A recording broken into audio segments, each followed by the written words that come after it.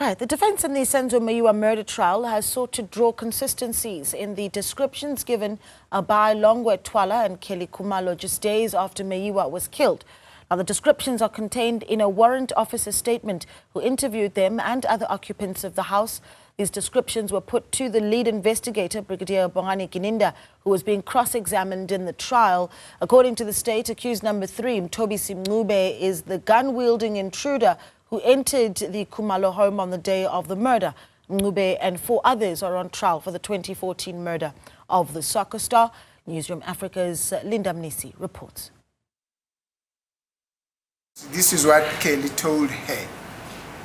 She says she gave the following description: an African male in his mid-20s, dark brown, shiny complexion, dreadlock hairstyle, no scars, no facial hair, a golden insert in upper teeth.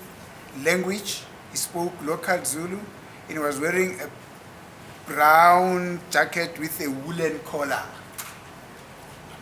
He was not clean in appearance. Suspect A is the one who entered the house first and was armed with an old black revolver. Kelly could not describe the second suspect.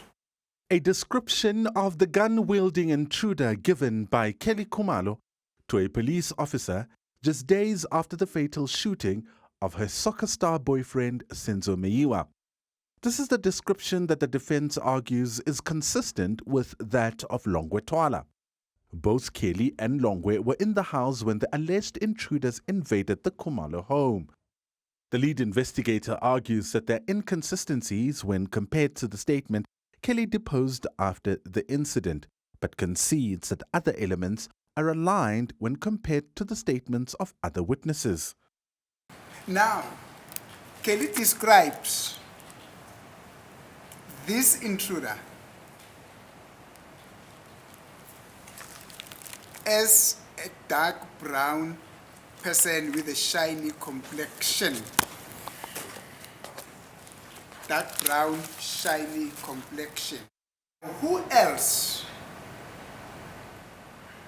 from the witnesses who were in the house which you have interviewed describes this person, the gun toter, not as being a person with a dark skin or a dark brown skin or a dark skin?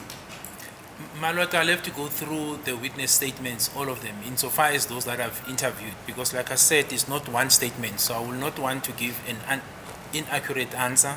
Yes. So one will have to go through their statements in complete, because they speak to what they saw, Malot. I'm going to request you to do that. Probably we'll come back on that aspect tomorrow or after you have gone through that statement. Yes. Now, who else from the witnesses who was in the house describes the gun toter as a person who did not have dreadlocks? I don't think, my lord, there's any of the people in the house who says the first intruder did not have dreadlocks. That's my recollection. All the statements are saying the first intruder had dreadlocks. The state is on the opposite side with some of the descriptions given. It stated that investigations revealed that Mthobisi Mncube is the dreadlocked intruder that came into the house wielding a 9mm pistol. Both Kelly and Longwe say the intruder they described was carrying a revolver. When it comes to investigation, what was found, which is scientific and forensic evidence, is that the ballistic expert who visited that crime scene a few hours after the incident happened, they found that the projectile that was found, it belongs to a 9mm. That is objective evidence in my view, my lord. Now you then need, my lord, to take what Mr. Longwe Twala is saying in relation to the expert that says the projectile that I found, and here are my qualifications to make this determination. It's a 9mm. In relation to someone with no expertise who says it's a revolver, you can only conclude that there are no expertise here, and that's why I answered it that way, my lord, because you cannot compare the two. They're incomparable.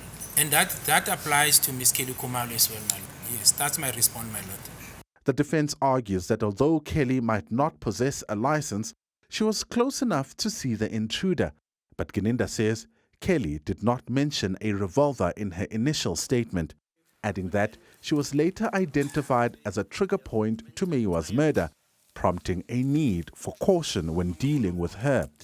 Mnisi is expected to further probe the descriptions given by witnesses on Friday. For Newzroom Afrika on Channel 405, I'm Mnisi.